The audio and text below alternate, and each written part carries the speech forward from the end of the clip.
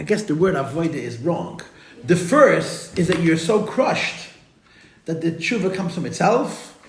That's like the Baal Tshuva. That's the Baal Tshuva. And the second is the work of bittul, where you negate yourself completely, and therefore, even though you're doing avoida, when the tshuva comes, it's as if it's coming by itself. Beli isarusa delatata klau. It's so, the language of that middle Rebbe's word is so interesting.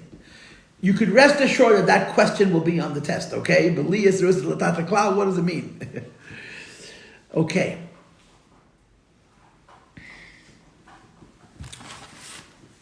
So, what does the Rebbe say about the Shefer of Mashiach in our times?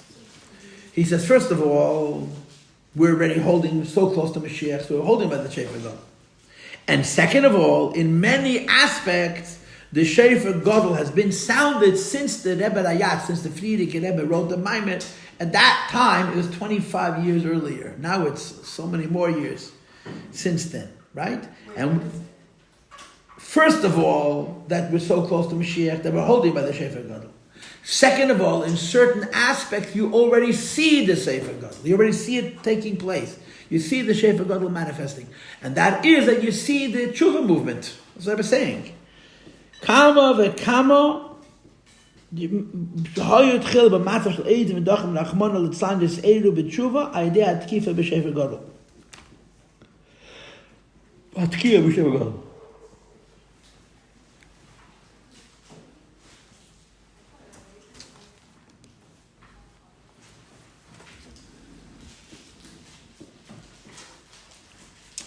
$44.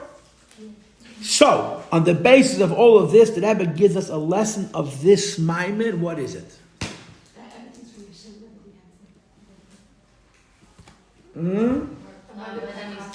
That our avodah needs to do with bittul.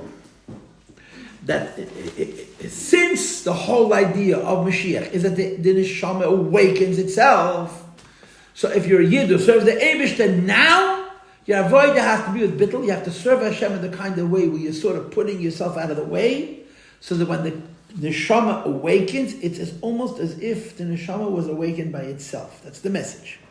The avodah of our times is bittul. This morning, The bittul will bring about the yitaka. the bittul will bring about that when the shofar of Mashiach sounds, it'll be pure. It'll come straight from the neshama. Correct. So it is bittul. The avodah is bittul. Yes. So why do you make a face when I said it? You said something different. First, I didn't make a face. I just looked in that direction. I didn't make a face. You said something different. Bittul, which means that everything comes from Hashem, that we're not doing it from ourselves. Okay, so I didn't understand you. Okay, so the face that I didn't make was because I didn't understand you. Okay, 45. Which story of the Rebbe Rashab did I tell you in order to confirm this? It's a moedik amais. But the story happened so long ago. It happened in 1887. 1887. How many years ago was that? It's close to 140 years ago. It's scary how long ago it is. The Rebbe Rashab, remember the Rebbe Rashab was made the Gabi of the Chevra Kaddish. And there was a minig in Lubavitch that when someone made the Gabi of the Chevra Kaddish, he had to make a Kiddush in Shul on Shmini Atzeres. And after the Kiddush, the whole town would march him to his house, obviously if it wasn't Shabbos, under a chuppah with candles, like a big ceremony when someone was appointed the Gabi of the Chevra Kaddish. So the Rebbe Rashab made a Kiddush, and the Lubavitchers came, not the Lubavitcher Chassidim, the Lubavitcher inhabitants, who were simple subsistence farmer, came to the Kiddush, and they ate and they drank. And suddenly the Rebbe Rashab began to prepare himself to say a Maimer, and the people of Lubavitch figured, if the Rebbe is going to say a Maimer, they're not going to understand a single word, it's going to go straight over their head, they might as well go to sleep. But the Rebbe Rashab said the Maimer that you know, Ein HaKadosh Baruch Hu T'bo B'Trunya Imri Yosef. Hashem never comes to a person with an expectation which they cannot meet. The literal translation of the word Trunya is a taina, is a complaint. Hashem never expects of you more than you could give. And the Rebbe Rashab said a Maimer on such a simple level that every Balabas in the Lubavitch understood it. The Teichen of the Maimer was that when a body has to go into hot water, into boiling water to heal, the brain understands Better than the foot that has to go into hot water, and yet the foot is the one that goes into the hot water. And the Rebbe Rashab spoke about the mile of simple people and their preparedness for Mesiras Nefesh. The Maimah is quite short. The Maimah is printed in a variety of different versions. But that Maimah, the original Maimah for the Rebbe Rashab, it's printed. It's 3 pages long. So when the Rebbe Rashab finished the Maimah, the Poshet, the Yidden of Lubavitch, were so excited. They were so heartened by the fact that the Rebbe spoke to them, that one of them stood up. The Frierdiker Rebbe says his name. The Frierdiker Rebbe was all of 7 when this happened. And he said, Gabai, mezane greit of Mesiras Nefesh. He was the Gabai, we're ready for Mesiras Nefesh. So the Rebbe Rashab said, you ready for Mesiras Nefesh? Okay, I'll tell you what I want you to do. I want you to get up early in the morning, before the time that you can daven, and say Tillim every day, learn Mishnayos every day, learn Ein Yankiv, a whole bunch of things that you should become more involved in Yiddishkeit. And the Frierdiker Rebbe said that the impact of that day lasted until World War I, 25 years. So you had this love fest, mamish, this love fest between simple people and the great Rebbe. And there was a Yid there, whose name is Avram, or Rebbe Avram, who was a big chassid, he was a big scholar, smart guy. He was also a cousin of the Rebbe Rashab's. And when he saw this love fest between the Rebbe Rashab and these simple farmers, it disgusted him. These nobodies are loving up to the Rebbe Rashab that even understand. And the Rebbe Rashab, and he made a comment, and the Rebbe Rashab turned around and said, Avram, du machst a bitter in tos. Avram, making a big mistake. The most important thing is not how smart you are, it's how sincere you are. And he said as a prophecy, he didn't say it in Hebrew, days are coming that all the smart people are going to have to put their brains aside and serve Hashem with the simplicity of the emunah, the simple emunah of a Pashat Yid. And if they don't, the Rebbe used the Lashon, Moratia acharisam, or Moratia bacharoina, their end is going to be bitter. And that's exactly what happened. That now you're smart, put the brain aside, now you have to serve the Eibishter with the pshitos and the tmimus of a Pashat person. This is what the Rebbe Rashab said. And that's the bittul that Amaim is describing. You're a smart guy, you approach the Eibishter with the simplicity. So even though you're doing the bittul, you're doing the avodah, the shofar gadol, that sounds is not yours, it's considered the neshamas, the Eibishter, so to speak. Questions?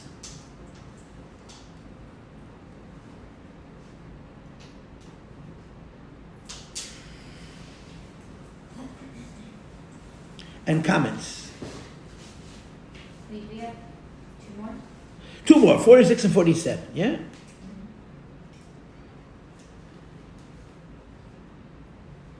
What question does the Rebbe ask on this proposal? That we serve God with complete bittul, meaning that nothing that we do can be attributed to our greatness. It's all from Hashem. What questions does the Rebbe ask? It's an obvious question. The question is, if you take no credit, you can have no motivation. If everything you have is the Eibishter, as you said, so what's going to motivate you? You tell a person, I want you to serve the Eibishter, but don't take any credit for it. It's all him. It's all you do is submit, it's all him. So the Rebbe asks the question, inside it's written, Ulahoir, 6 lines near the end of that paragraph. Yeah. We did. You sure? We may have done it in a rush. We didn't do it? Okay, we'll do it now. Where is it? We did. Ulahoir. Did we finish the paragraph or not? I think we We finished. may have not We finished started it. till We started. 9, but we stopped at this line. Fine. So let's start. Okay, fine. Let's do it now. We have time. Let's do it now. I have how many minutes left? I have Yeah. 25 minutes. Yeah, we didn't do it. Okay. Ulahoir. And I want to observe, says the Rebbe. The Rebbe says that the Shofar Gadol Mashiach means the Neshama cries out by itself, but in this moment we find out that there's 2 kinds of Shofar Gadol. There's the Shofar Gadol, what we're calling the Baal Tshuva, and there's the Shofar Gadol from the person who's serving Hashem, who opens himself up to the Shofar Gadol through his bit. Ulahoir, I want to observe. That's the question. That's the answer to question 46. That you could argue that if you feel like nothing that you have is your own, it's going to weaken your avodah. That's the kasha. Question 46 is, what question is there? The question is, if a person does everything and his whole attitude is that nothing that he is doing is him, and everything that he is doing is only the Eibush that's going to create the halishas in his avodah, that's the question. And the Rebbe says, no, it won't. But Adarabbe, to be sure, when a person feels a submission to Hashem and that everything that he has is from the Eibishter, he actually work harder. Why? When one's service of Hashem is connected to himself, his own brain, his own heart, his own passion, the work is measured and limited. Even when you're serving Hashem with all your might, which means your infinity, says your infinity, and your infinity is not truly infinite. We're not capable of infinity. So when it says in the Tilim, in the Chumash, and in the Kishma, you should love Hashem with all your might. Where is all your might? Where is the infinity? And the answer is your own personal infinity. So even the avodah that's infinite, if it's me doing the avodah, it's fine. So I serve Hashem with my brain, with my heart, with my will, with my delight. I'm serving the Eibishter. But because I'm serving the Eibishter with my own powers, my avodah Hashem is going to be limited. When a person feels that whatever a person is doing to his avodah, it's not his own faculties. The Eibishter is doing it through him. You go out of your own form. The meaning of the word Metzias is form. And Agbala means limitation. And then, when you serve Hashem, it's Lamayla, Medida, Agbala. It has no measure, it has no limit.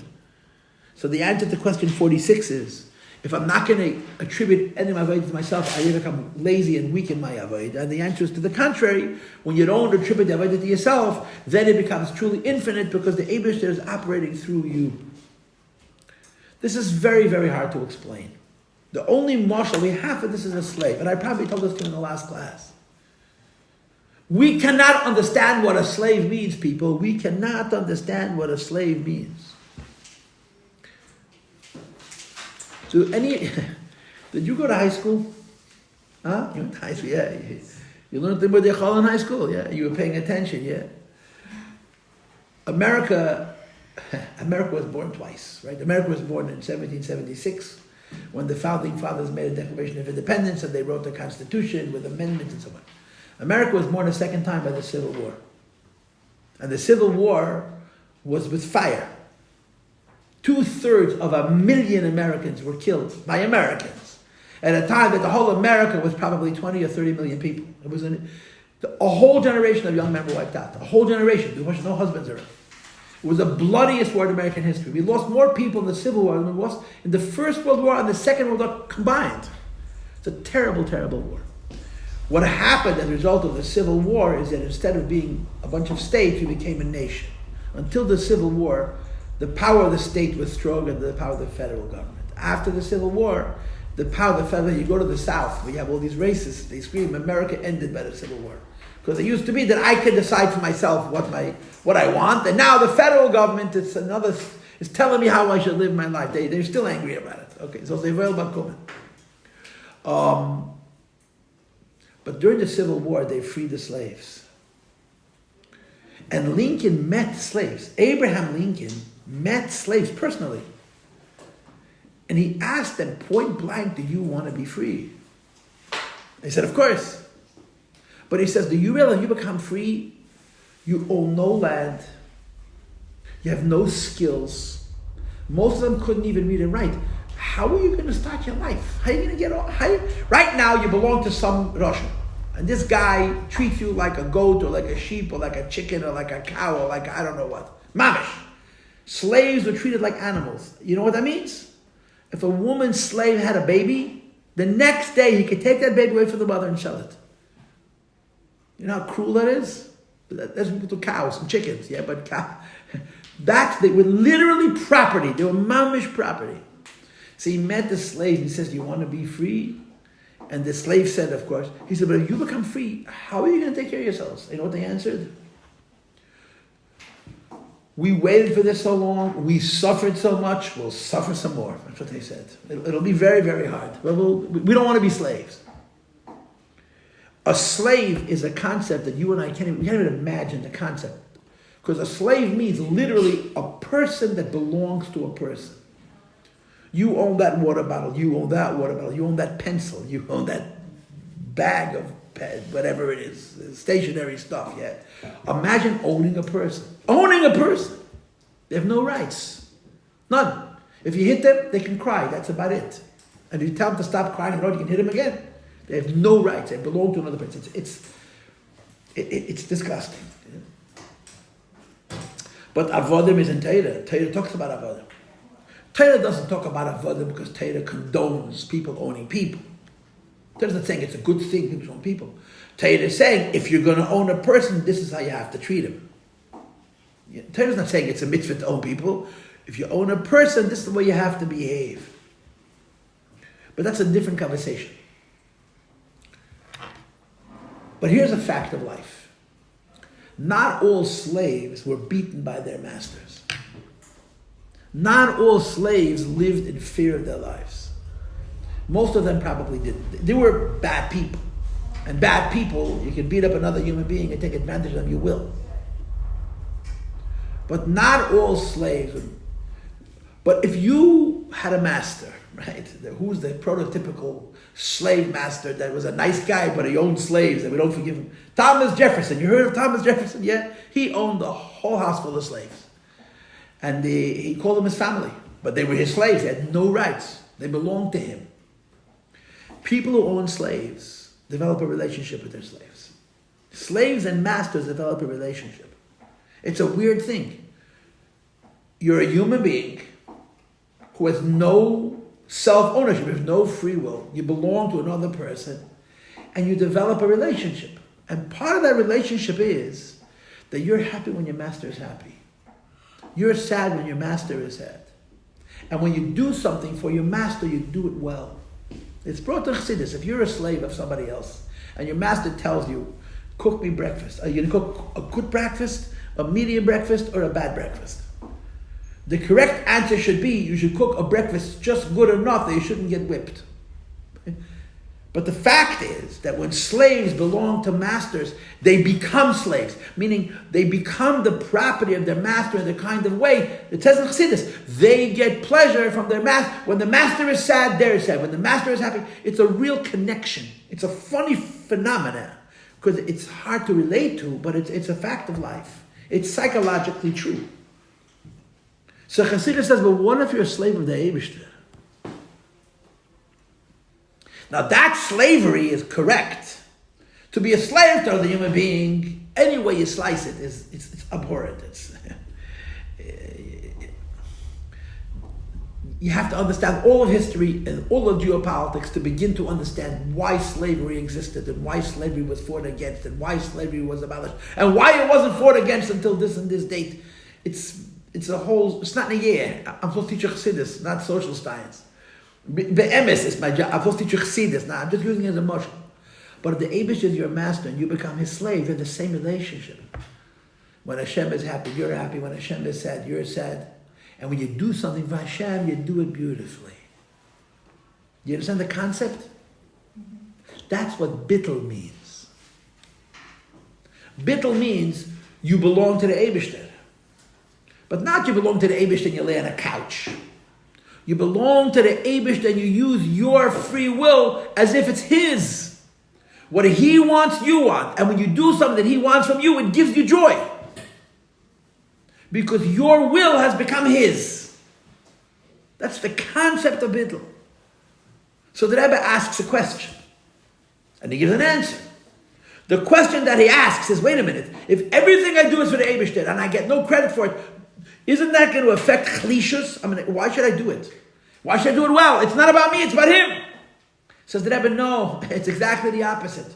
When you become the Eibishter slave, when you become the possession of the Eibishter, when you, in your own mind, become bottled to the Eibishter, you experience the same kind of relationship with the Eibishter, lyhadus elav alfei avdalos, as a slave feels for his master. If his master doesn't go around shooting him and hitting him and kicking him and hanging him and burning him. Have you seen pictures of the slaves in America? There's a famous photo of an African American, a black American slave. His entire back, top to bottom, is scars from lashings.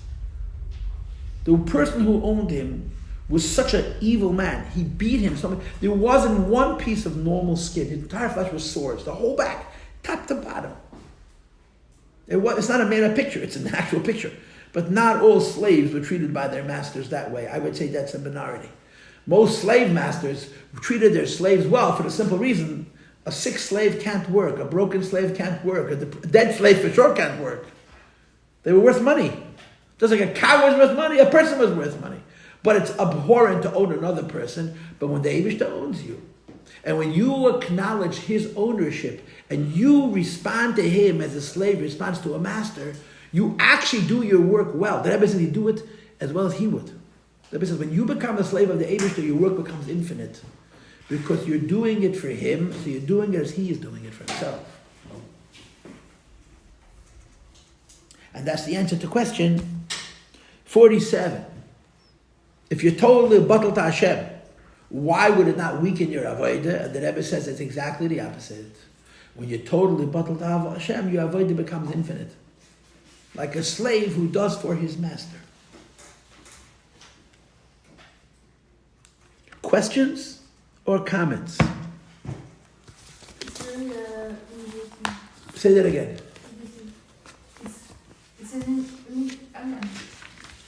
It's humiliating. Humiliating. Yes. You feel that having that connection to Hashem is humiliating? No, when you compare to a slave who has... It's the only mashal I have. Yes, but Chassidus uses this mashal. it sounds very sad. The mashal sounds very sad. But can you separate the mashal from the nimshal? No. There was a Jew, you may have heard of him. He lived a long time ago, but he's quite famous nevertheless. His name was Avraham. His last name was Avinu. You ever heard of Avraham? Yeah, Rabbi Avraham Avinu, Mr. Avinu, Rabbi Avinu, yeah. Avraham Avinu owned slaves. One of his slaves was Eliezer Eved Avraham. He's called in the entire Parshas Chayesar Eved Avraham, Eved Avraham, Eved Avraham, maybe 20 times. Eved Avraham, Eved Avraham. His name is never mentioned. Eved Avraham, Eved Avraham, Eved, over and over again. You know what Eliezer was?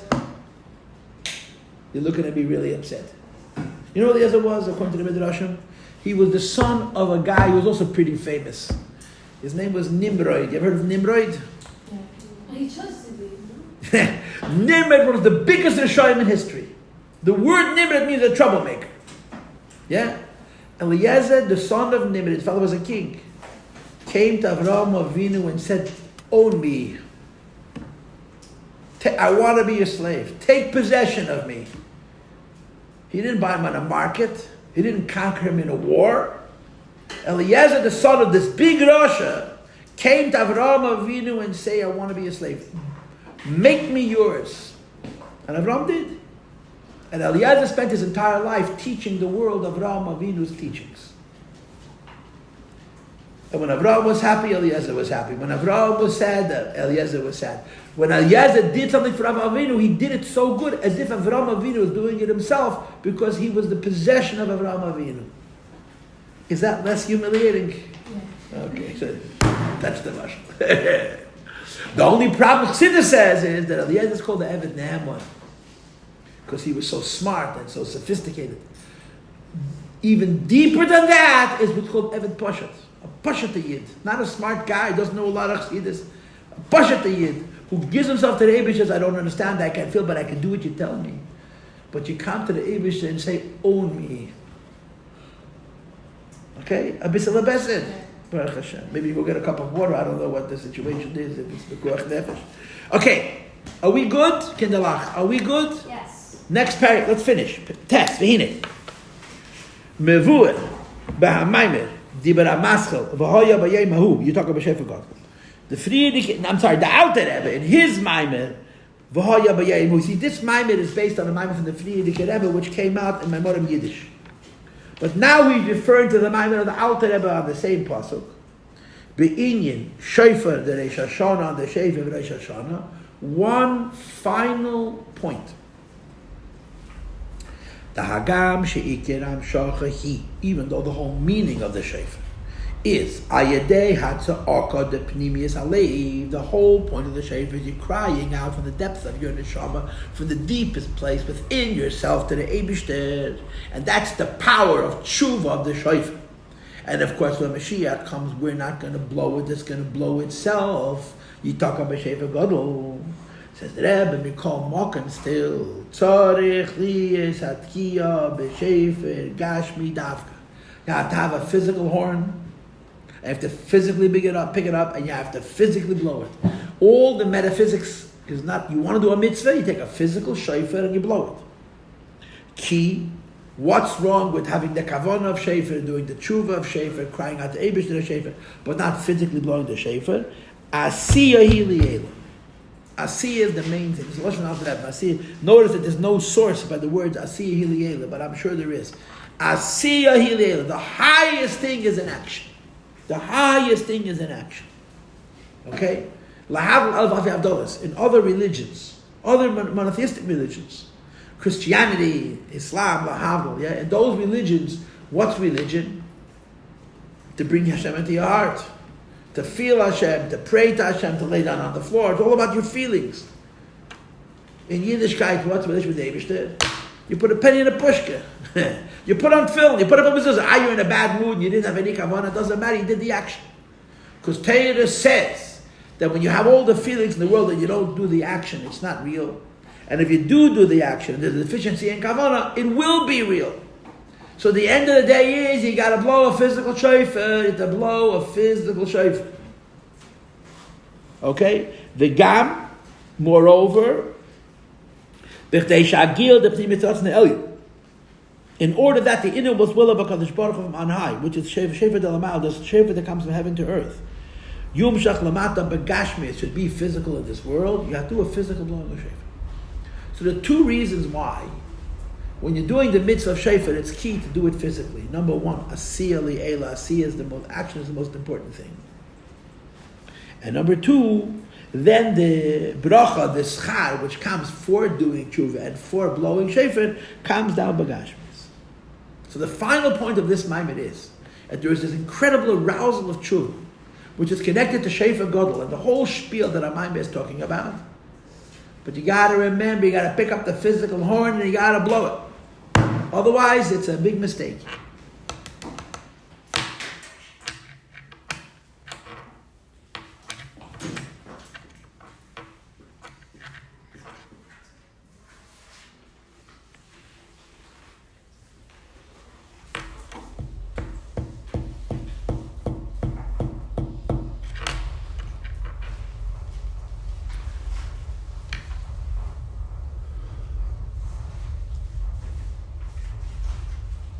And he continues, Umizem Muva, which teaches us, the Kmei Kain Hu B'negei Elatkiya, the Shefer Gadol B'yemahu, when Mashiach is going to come.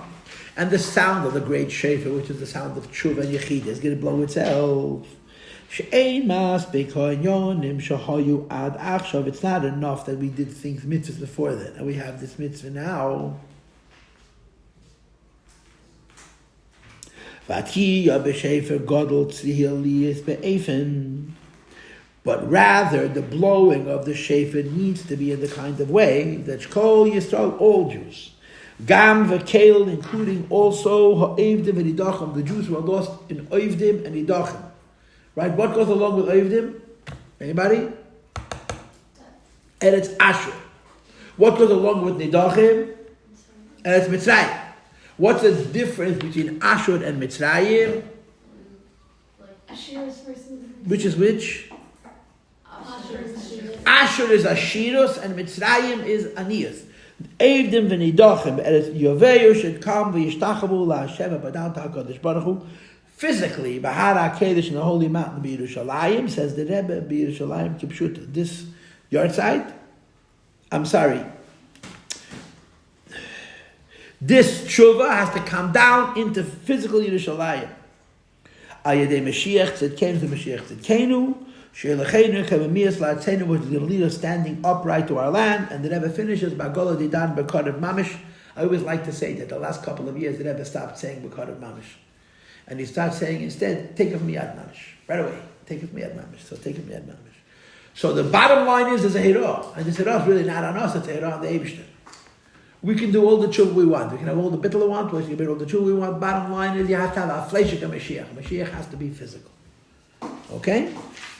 And for us it means that when Mashiach is going to come, we're going to go to the Beis HaMikdash, Begashmis, and serve HaKadosh Baruch. And now, girls, you know the answer to questions 48 and 49, right? I'm telling it to you now because next Tuesday I'm giving you the ahead. In the very last page, the Rebbe points out that blowing the shofar is a physical act of mitzvah. What lesson does he write from this? That the most important thing is an action, and the action is we should go up to Harabayis and bow. What does Asiyahi Le'ela mean? What does Asiyahi Le'ela mean? It means that action is the most important thing. Questions or comments? Do you want to review your review sheet, or are you just going to... The review sheet is these question sheets. You have 49 questions. I love this. We learned the whole Maimer. All the Rosh Hashanah parts we skipped. We did just the Mashiach part. But we learned a whole Maimer. I should say a whole half of a Maimer. I remember when this Maimer came out, I was already married. It was the winter of the stroke, last Rosh Hashanah stroke. And I remember learning the Maimer and thinking, wow, what a Maimer. Okay, Baruch Hashem. Comments or questions, anybody? So, like, we were learning the whole time about, like, you have to teach you like, the color difference, like, in The end comes like with a different... yeah, the end with different lessons. Like, yeah, Hashem has to usually. No, but we have to go bow. We have to go bow. You know, there's a lot of stories like this. So there is. When Mashiach comes, we have to show up. There's a lot of stories to support this. I'll give you an example. The Alter Rebbe had a very, very outspoken critic. His name was the Baruch of Mezhebush. The Baruch Mezhebush. Have you heard of Baruch Mezhebush? Have you heard of him? The Baruch Mezhebush was the Alter Rebbe's daughter's son. Have you ever heard of the Alter Rebbe's daughter? If you're going to say no, you're a bad feminist. Which one? He had only one. He had one son and one daughter. The Baal Shem Tov? Baal Shem Tov's daughter. What was it? Baal Shem Tov. Baal Shem Tov's daughter's name was Odel. Aleph, Dalid, Lamed. And the Baal Shem Tov said about his daughter Odel that he took her neshama from the Sefer Torah. So he named her Odel because Odel is the Rosh Tevis, Eish, Das, Lame. Fire of religion Hashem gave us. It's a pasuk of his Eis Abrach. He named his daughter, he took her neshama from the Sefer Torah, and he named her Eish, Das, Lame. Anyway, her son was the Baruch Mezhebush. The Baruch Mezhebush used to go around and say that since he's the grandson of the Baal Shem Tov, he's in charge of all the tzaddikim. I'm in charge of all the tzaddikim. He would tell tzaddikim what he wanted them to do, but he didn't want them to do. And they didn't all listen to him, you know. If you didn't listen to him, he went after you with his fangs. You know, I'm the Baal Shem Tov's grandson. He wanted the Alter Rebbe to do certain things, or to stop doing certain things, and the Alter Rebbe wouldn't, and he went after the Alter Rebbe. He was very critical of the Alter Rebbe. So the Baditchev Rabbi Levi Yitzchak of Baditchev, who was very close to the Alter Rebbe, met the Baruch Mezhebush, and he said to him, I don't know what you want from the Litvak. I don't know why you're bothering the Alter Rebbe. And he said the following words, Ich ham gesehen leinen, und ist gewähnt kule lemata, und hat nicht ausgelost kein ein Tag lemata. Which means, I don't know what you want from the Alter Rebbe, but I watched him learn. Alter Rebbe used to be a Balkayis, to read himself. He was completely Lamaila, but he read the words on earth correctly. He didn't get carried around with his heavenly stuff and make mistakes. He read the Sefer Torah. Alter Rebbe was reading the Torah. He was an Ilm Sa'iliyah, he was an Atzilus. But he read the Sefer Torah the way you're supposed to read it in Allah. The bottom line is you got to do the mitzvahs down here on earth. That's the pshat to see a. So the tshuva has to also be translated into physical actions that we do. It shouldn't just be feelings and excitement, and it should be ma'aseh b'peh.